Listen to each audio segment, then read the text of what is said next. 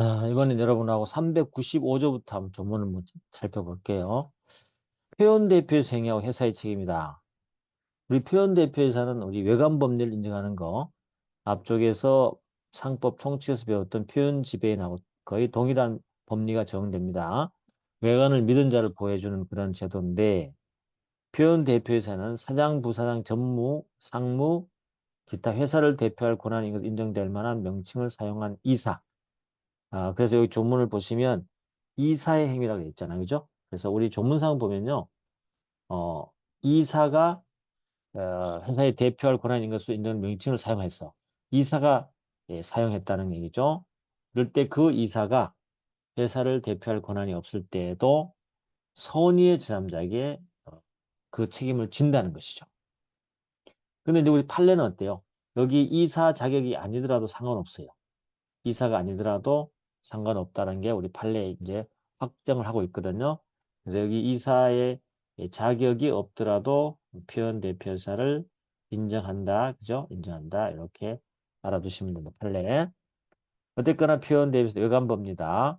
외관법리는 회사가 책임 있는 행위를 했어야 돼. 그죠? 그래서 허락을 했었고 명의 사용을 그다음 그런 규칙 사유가 있어야 되는 거고 그다음에 행위를 하고 제3자가 선의해야 된다. 이런 것들이죠. 그래서 203번 문제를 가보면 그런 내용이죠. 표현 대표사 명칭을 사용하는 이사가 자기 명의로 행위를 할 뿐만 아니라 행위자 자신이 표현 대표이사인 이상 다른 대표이사의 명칭을 사용하더라도 상관없어요. 알겠죠? 사용했다는 거. 그래서 204번도 가보시면 이 회사를 대표할 권한이 인정된 명칭을 사용한 이사의 행위에 대해서 회사의 책임을 규정하고 있고요. 이는 회사가 이사의 자격 없는 자에게 표현 대표사의 명칭을 사용하게 한 경우도 유추 적용된다는 게 판례 입장이다. 알겠죠? 이사의 자격이 없는 자에게도 인정된다는 걸 판례가 얘기했다라고 알아두시면 된다. 조문은 이사로 돼 있지만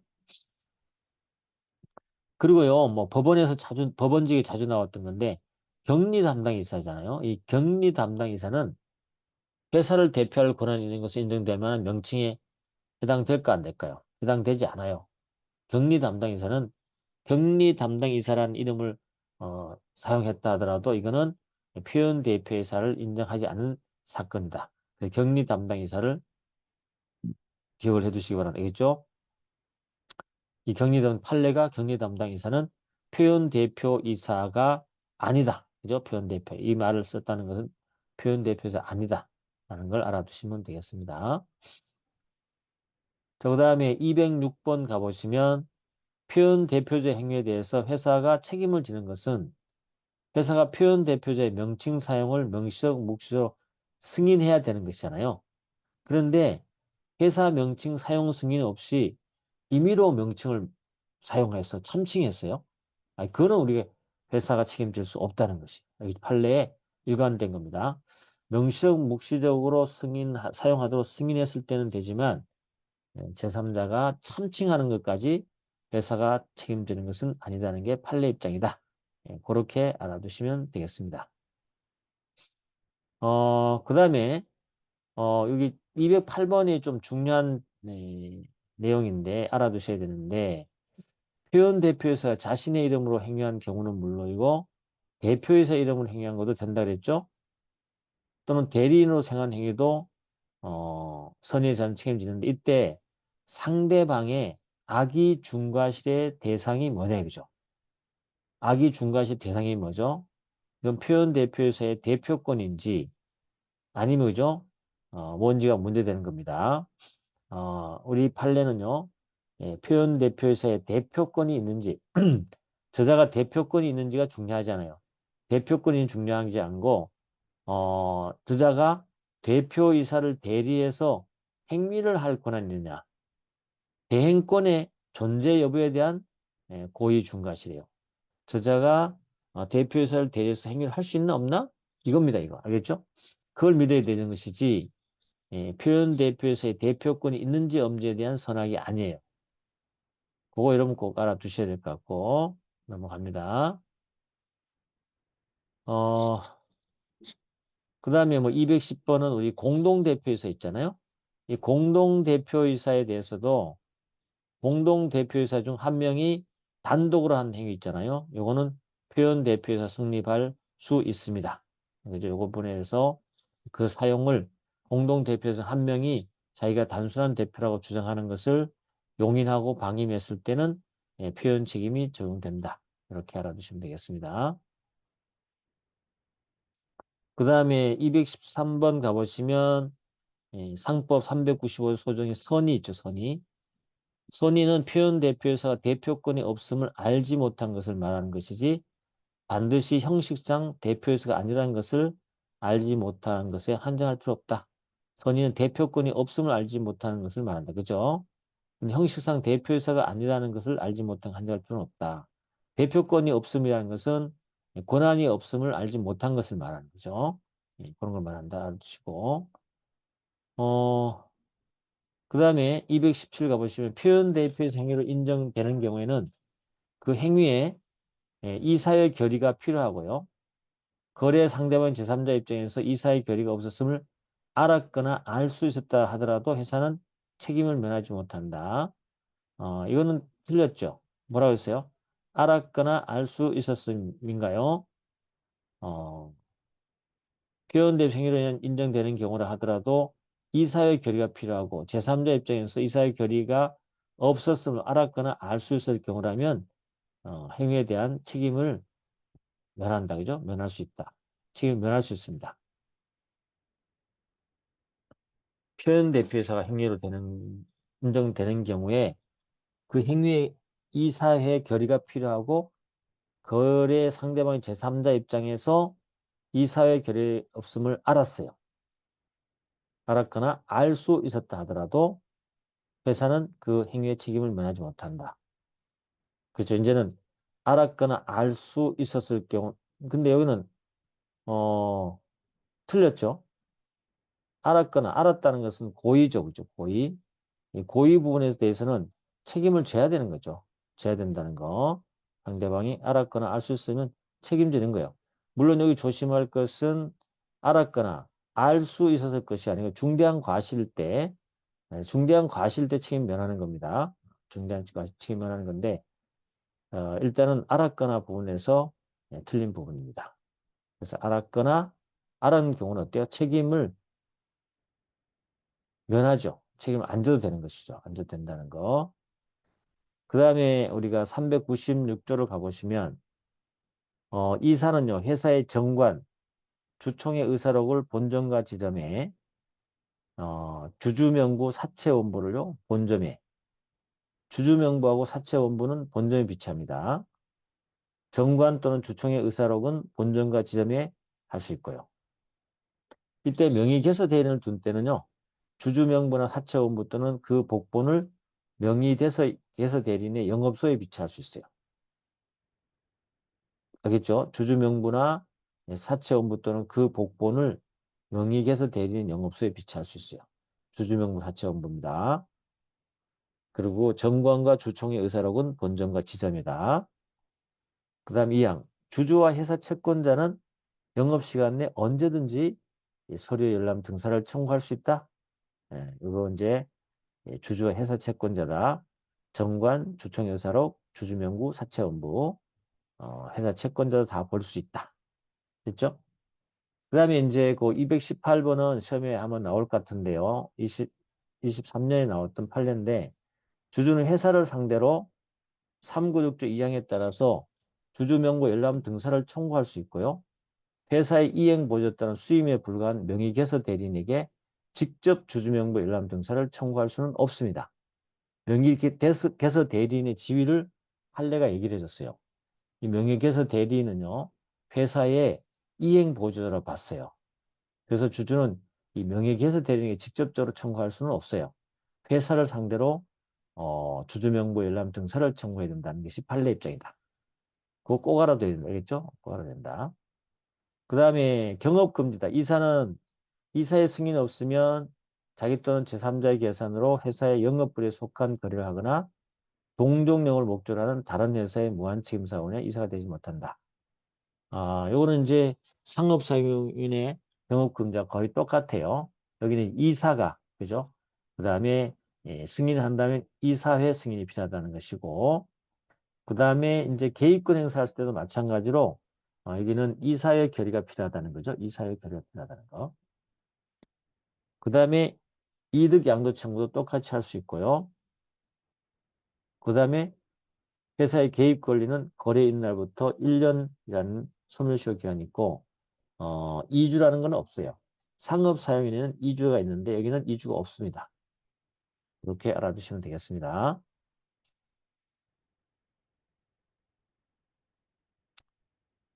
그 다음에 이제 219번도 알아둬야 되는 것인데 이사가 경업할 때요. 이 경업 대상인 회사는요. 꼭 대상 회사에서 이사 대표이사가 되는 것만 아니에요. 판례가 이사 대표이사도 되고요. 그 회사의 지배주주가 되는 것도 경업이라고 봤어요. 알겠죠? 지배주주. 그래가지고 그 경업회사의 의사결정 업무 집행 관여하시게 되면 이때는 경업으로 봐서, 겸직으로 봐서 이사 승인이 필요하다는 게 판례 입장이다.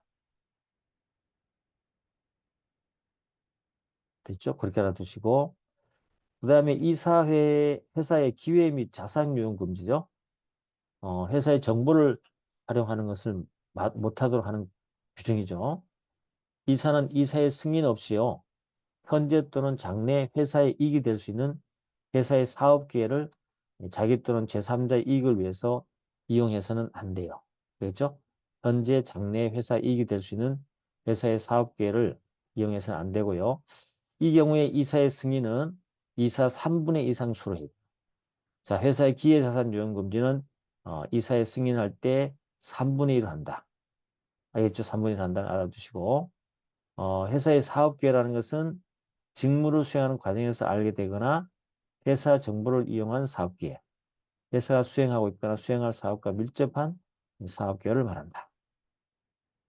그 다음에 만약 이걸 위반해서 회사에 손해를 발생시킨 이사, 승인한 이사는요. 연대에서 손해배상 책임지고 있고요. 또 이사 또는 제3자가 얻은 이익은 손해로 추정됩니다. 그래서 기회 유용을 잘못해서 제3자가 얻은 이익이 있다면 이사 또는 제3자가 얻은 이익이 있다면 그거는 회사의 손해로 그만큼 손해로 본다는 것이죠. 자, 220번 가보시면 이사가 회사의 사업 기회를 자기의 이익을 위해서 이용하기 위해서는 이사의 승인을 얻어야 하지만 주요 주주가 회사의 사업계에 속하는 사업을 하더라도 이사의 승인을 얻을 필요가 없어요. 다시 말하면 이사의 기회 유용 금지는 주체가 누구만입니까? 주체가 이사만이에요. 이사만. 알겠죠? 이사만 해당되기 때문에 여기에는 주요 주주가 포함되지 않습니다. 알겠죠? 않는다. 알아두셔야 됩니다. 요 이제 뒤에 나오는 이사 등과 회사 간의 거리는 좀 달라요. 그건 이사 등 그랬기 때문에 다른 자들이 포함될 수 있지만 여기는 이사는 했기 때문에 이사만 여기 해당된다. 라는 걸 알아두셔야 돼요. 됐고요. 쭉 넘어가셔가지고 그럼 이사 등과 회사 간의 거래 그랬잖아요. 아까 기회유용 금지하고 다른 점 금방 볼 수 있죠. 기회유용 금지는 이사에 대해서만 해당되지만 여기는 이사 등과 그랬잖아요. 이사 이외의 자도 있다는 얘기죠. 그렇죠?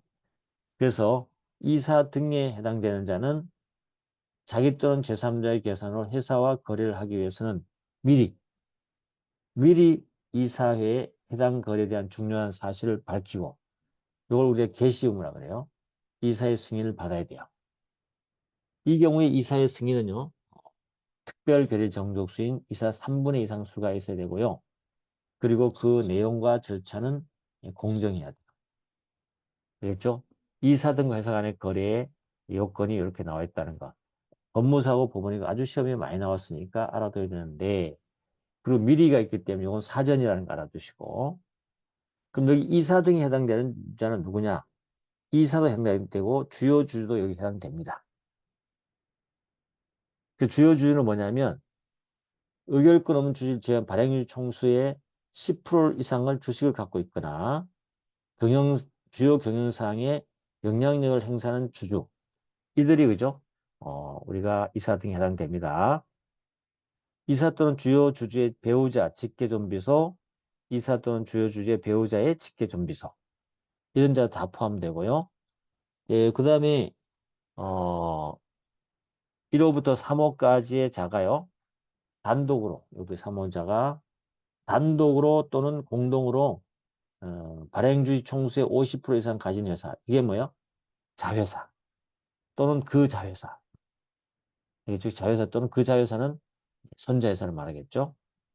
또 1호부터 3호의 자가 4호의 회사와 합해서 또 50% 이상 가진 회사까지도 여기에 이사 등에 해당되는 자로 포함된다는 것만 여러분 조금 생각해 주시면 돼요. 일단 중요한 건 이사 또는 주요 주주, 그들의 직계 존비소 이렇게 생각하시면 돼요. 됐죠? 다시 회사와 거래할 때 뭘 해야 되죠?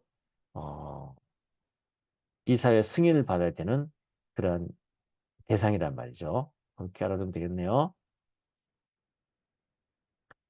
자, 그래서 222번은 이사의 승인 없이 자기 거래를 한 이사는 회사에 대해 손해배상 책임을 진다.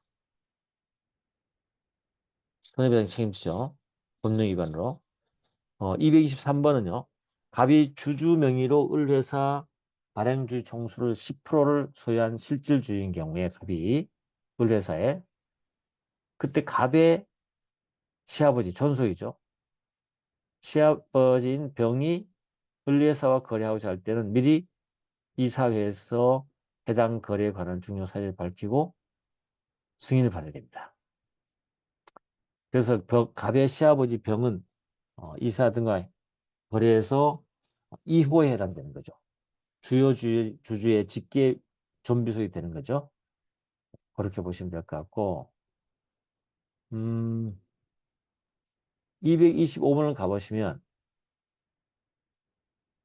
상법 398조 문헌 내용을 입법 취지 등등 살펴보면요. 회사와 유하게 거래를 하기 위해서는 이겁니다. 미리 해야 됩니다. 미리 상법 398조에 정한 이사회 승인을 받아야 하기 때문에 사전에 398조에 정한 이사회 승인을 받지 않았다면 특별한 사정이 없나 무효라고 봅니다. 사전에 받지 않은 거죠. 사후에 그 거래에 대해서 이사의 승인을 받았다 하더라도 무효인 거래에 유효되는 것은 아니에요. 어쨌거나 거기 조항은 미리 받아야 된다. 미리.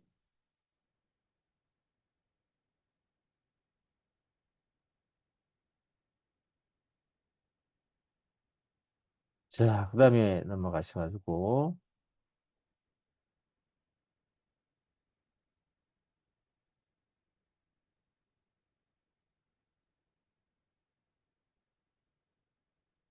자, 그 다음에 이제 227번에 가보면 여기 예상 문제인데 반드시요. 393조는 이사 등이 회사와 거래할 때요.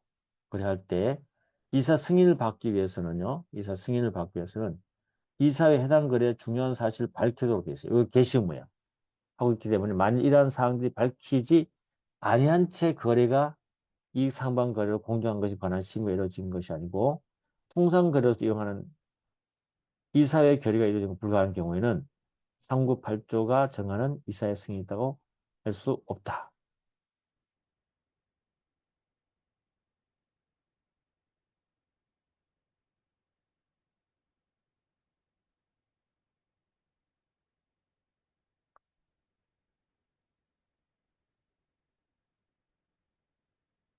그다음에 우리가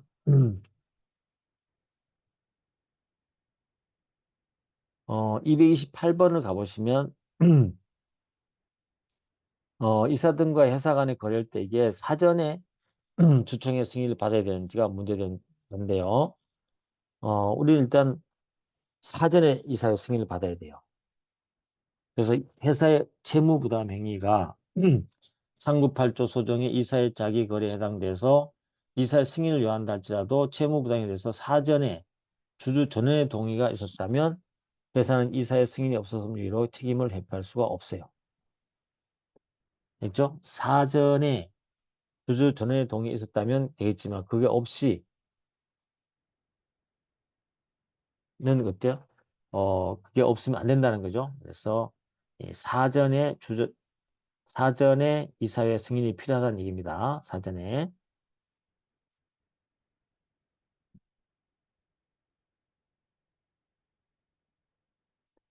그 다음에 가셔가지고 이제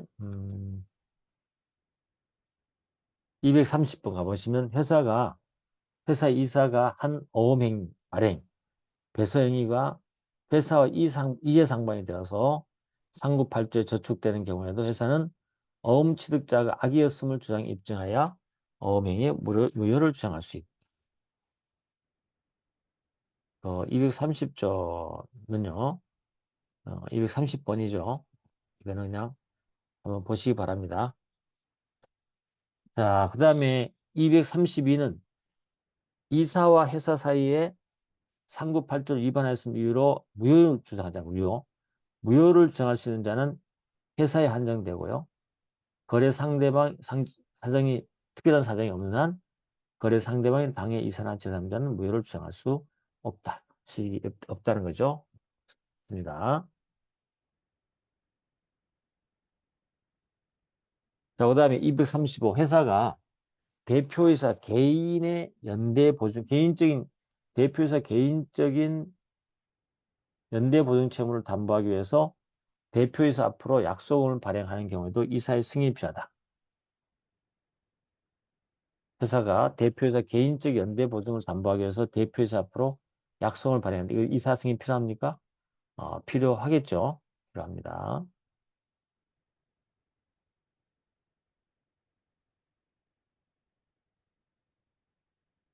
그 다음에 237번 가볼까요? 이사가 회사에 대해서 약정이 없는 금전을 계획한다. 이와 같이 회사와 이사 사이에 이해 충돌로 인해서 회사에 불이익이 생길 염려가 없는 경우는 이사 승인 거칠 필요 없다. 맞는 말이죠. 그 다음에 모회사의 이사와 자회사의 거래에 관해서는 모회사의 이사가 모회사 이사의 승인을 받아야 하는 것은 아니에요. 그래서 좀 어려운데 거기 해설을 보면 모회사 이사와 자회사의 거래는요. 모회사와 관계에서 상부펄적으로 규율하는 거래에 해당되지 아니하고요. 모회사 이사는 그 거래에 관하여 모회사의 승인을 받아야 하는 것도 아니죠. 뭐 그런 내용이니까 한번 봐두시고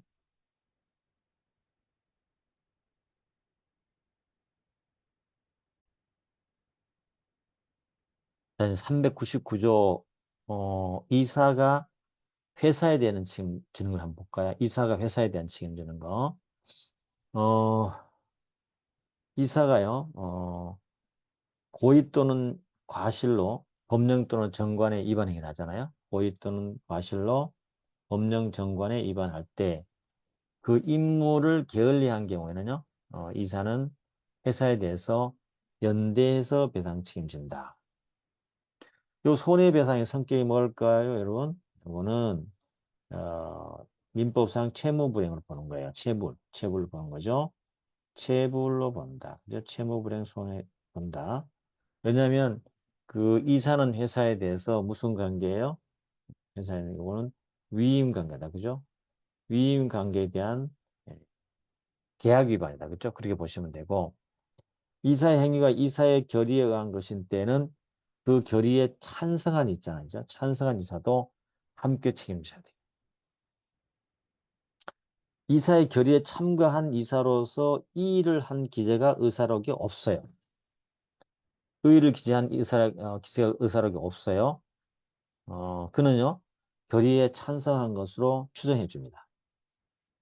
기재가 의사록이 없으면 아무런 이의를 하지 않는 자는 찬성한 추정해 줘요. 근데 이게 기권이라는 표현이 있잖아요. 판례에 우리 표현하면 기권이죠. 기권이 기재됐다. 이 기권이 기재된 것을 우리가 이 일을 한 기재가 의사록이 없는 자로 볼 수 있어요? 아니라고 했어요. 이제 기권 기재. 그걸 여러분이 알아두셔야 된다. 자, 넘어가셔가지고, 243번을 보시면 주식회사 이사가 임무를 수행하면서 법령을 위반했어요. 법령을 위반했을 때는 그로 인해 회사에 손해를 발생한 이상 특별한 사정이 없는 손해배상 책임을 지는 거죠. 근데 우리가 법령 위반 있잖아요. 이 법령 위반은 이사의 책임 제한의 일원인 경영 판단의 원칙이 적용이 안 돼요. 법령 위반일 때. 알겠죠? 이 법령 위반하면요. 경영 판단의 원칙이 적용되지 않습니다. 이 경영 판단의 원칙은 이사의 책임을 제한시켜 주는 건데 법령 위반까지 제한시켜 주지는 않습니다. 알겠죠? 그렇게 여러분이 알아두셔야 됩니다.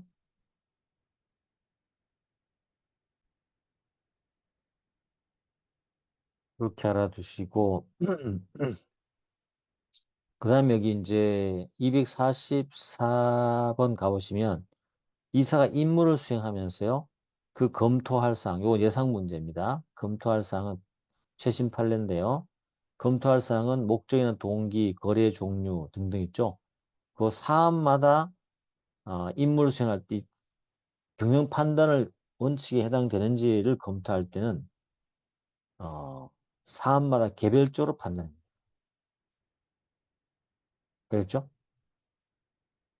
그래서 이사의 경영 판단을 정당할 수 있는 이익은요, 원칙적으로 또 실제로 얻을 이 가능성이 있는 것으로서 구체적이 되지 일반적이거나 막연한 기대에 불과한 그러한 이익이나 위험, 그 이익이나 비용은요, 이런 거는 여기는 해당되지 않습니다. 그래서 이사가 임무를 수행하면서 어, 검토할 사항은 사안마다 개별적 검토하고 그다음에 이사의 경영 판단을 정당할 수 있는 이익은 뭐냐? 실제로 얻을 가능성이 있고 구체적인 이익이다. 이거 꼬아두세요. 예상 지문이다. 그죠? 마찬가지로 245번도 조심해야 되겠는데 꼭 알아둡니다. 이사가 이사나 대표이사는 사실 성관주의 의무로 다른 이사나 그죠? 대표이사의 감독을 하도록 돼 있거든요. 감독 의무에 감독 의무였는데 이 특정한 이사가요. 자기 이외에 다른 이사 업무 집행으로 인해서 그 업무 집행을 통해서 이익을 얻게 된다. 그죠?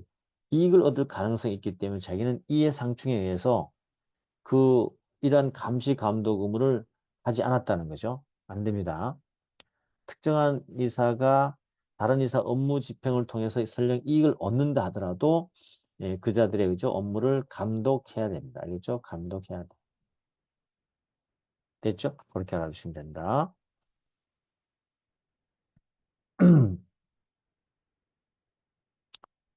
그 다음에 그 248번을 가보시면 개개 이사들은요, 합리적인 정보 보고 시스템이나 내부 통제 시스템을 구축하고 제대로 작동하도록 배려할 의무가 있거든요. 개개 이사들은요.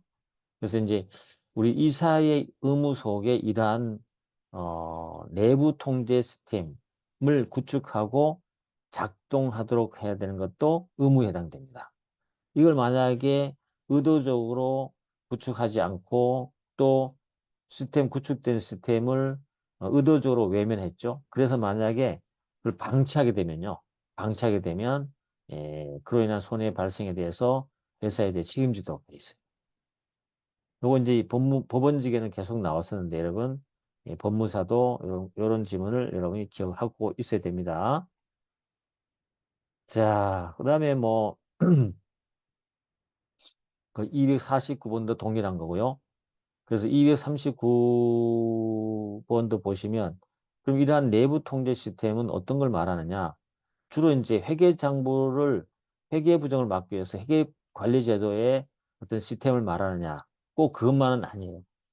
사업 운영상 준수해야 할 제반 법규를 체계적으로 파악해서 그 준수 여부 하는 것도 동일하게 여기에 내부 통제 시스템으로 봤다. 그죠?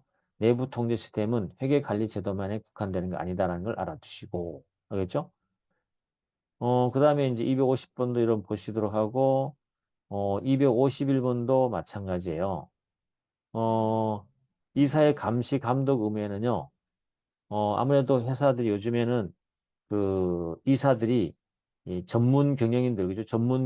전문 이사들이 오게 되거든요. 그래서 서로의 업무들이 굉장히 분화되고 전문화되어 있어요. 그리고 회사가 대부분 대규모 회사로 있다 보니까 이러한 그 사무 분야에 따라서 각자의 업무 전문 분야를 전담 처리할 때 이게 불가피하다.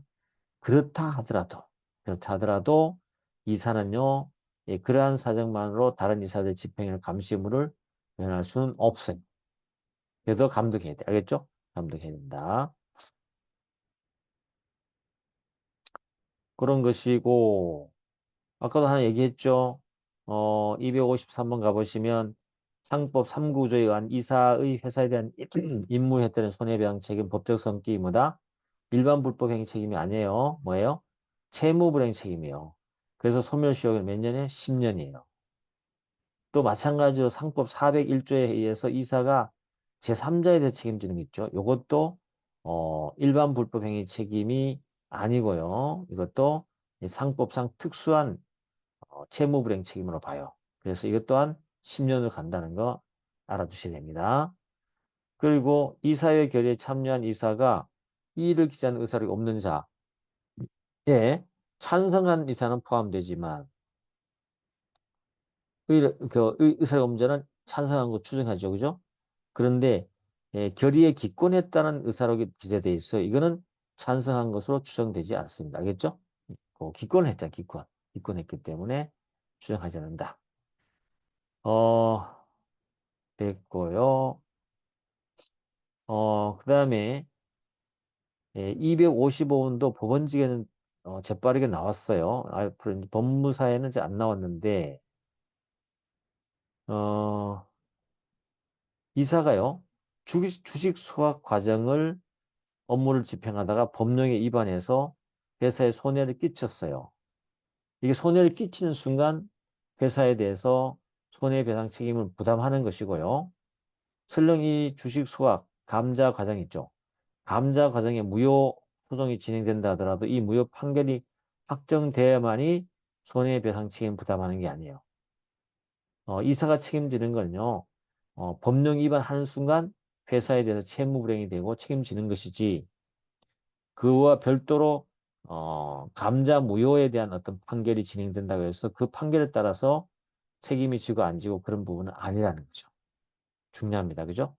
특히 이제 법무사 준비하시는 분들 시험에 나올 가능성이 있으니까 꼭 지문 알아두시고 그 밑에 거도 마찬가지로 한번 256번도 보시면 됩니다. 자, 그 다음에 이제 회사에 대한 책임 감면이다. 400조. 이사는요.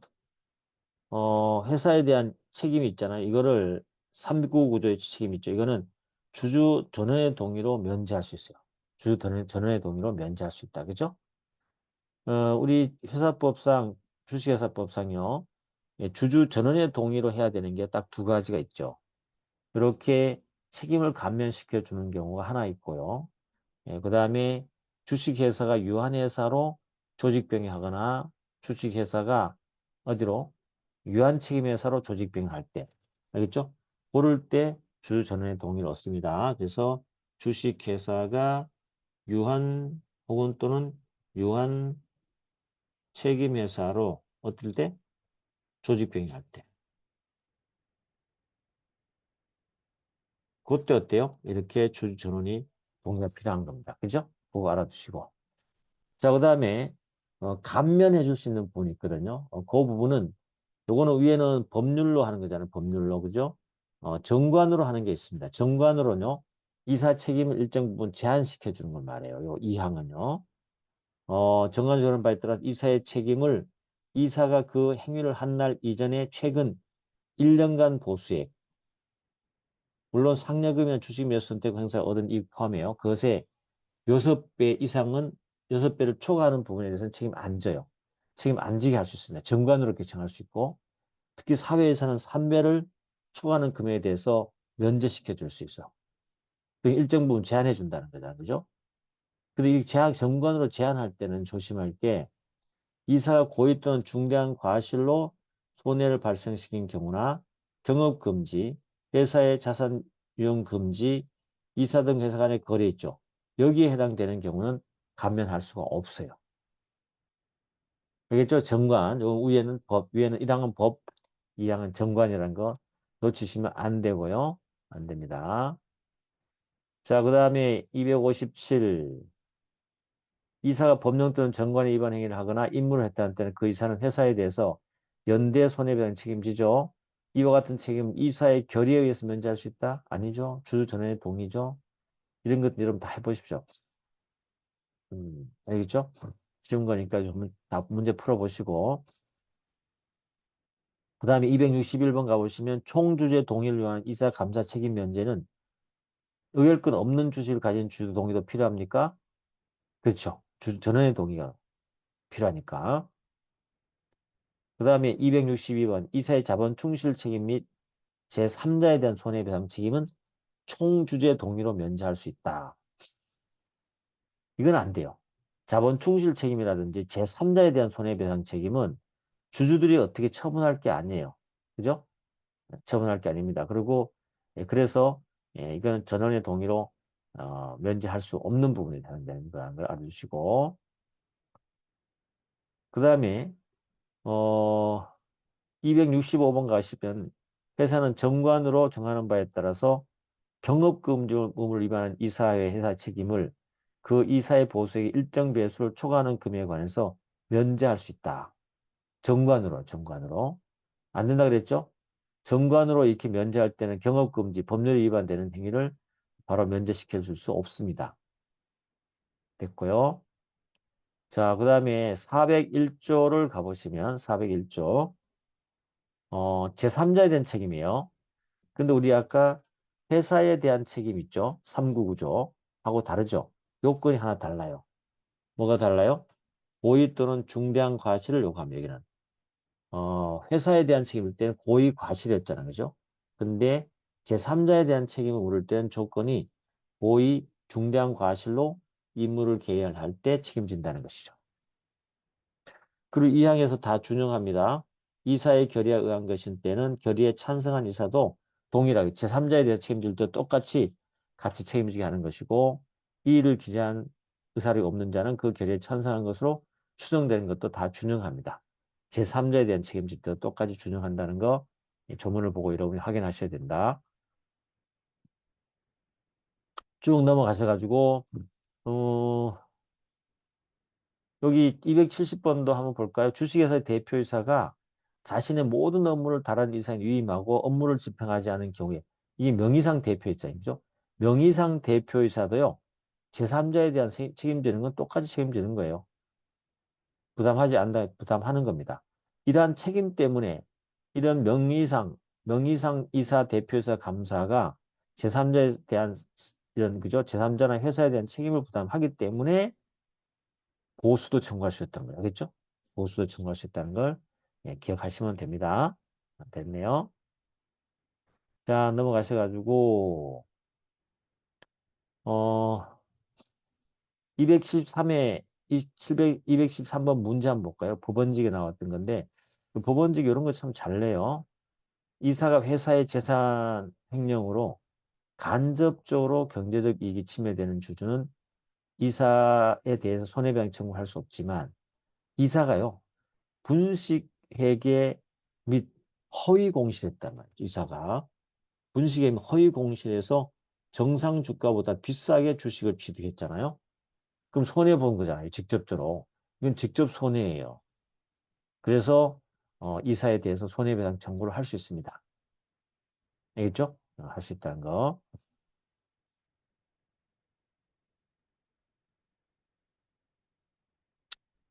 자, 그 다음에 이제 우리 하나 볼 게 있는데 업무 집행 지시자 등의 책임이다.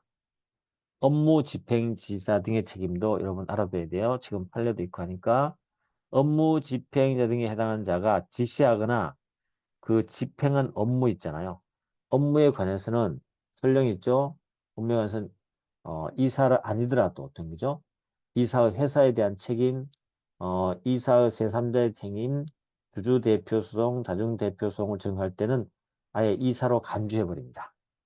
업무 집행 지사증 있죠? 했을 때는 그자는 요렇게 책임과 관련되는 부분 있잖아요. 대표 소임과 관련되는 부분에서는 이사로 취급한다는 걸 알아두셔야 되는데 여기는 세 가지가 있어요. 첫 번째는 자신의 영향력을 이용해서 업무 집행을 지시한 자, 업무 집행 지시자 또는 이사의 이름으로 직접 업무를 집행한 자, 이사가 아니면서 업무를 직접 집행한 자, 이거 무권대행이라 그래요. 그 다음에 세 번째는 이사가 아니면서 명예회장, 회장, 이러한 그 상무 등 있죠. 집행할 권한이 있는 것으로 인정된 말 명칭을 사용해서 업무를 집행한 자. 요거는 표현 대표이사가 아니라 표현 이사라 그래요. 그래서 무권대행, 표현 이사. 그죠? 그 다음에 업무 집행 지시. 요 세 가지 있어요. 이럴 때는 우리가 뭘로 본다? 전부 다 이사로 간주한다. 그래서 이사는 업무 집행자 등에서 연대해서 배당 책임진다. 알겠죠? 이렇게 알아두시면 된다. 그래서 뭐 275번을 한번 보시면 상법 401조의 이 업무 집행자 책임 1항이 정한 손해배상 책임은 상법에 의해서 이사로 의제된 데 책임이기 때문에 이 손해배상 청구권은 일반 불법의 단기 소멸시효를 규정한 민법 766조 1항이 적용된다. 손해배상 책임 상법에서 이사로 의제되는 책임이죠. 그 의제된 책임이기 때문에 손해배상 채권은 일반 불법행위 책임의 단기 소멸시효를 규정한 민법 766조 1항에 적용되지 않는다. 맞습니다. 적용되지 않습니다. 766조 아니고 동일하게 우리 채무불이행 책임으로 가는 거예요. 우리 이사와 같이 본다 그랬잖아. 같이. 이사와 동일하게 본다 그랬기 때문에 이사와 같은 책임으로 봐야 된다. 불법행위 책임 아니에요. 그렇게 알아둡니다. 이거 최근 판례니까 꼭 기억을 해두시기 바랍니다. 자, 그럼 요거 위법행위 유치원권은 다음 시간에 하도록 하겠습니다. 수고했습니다.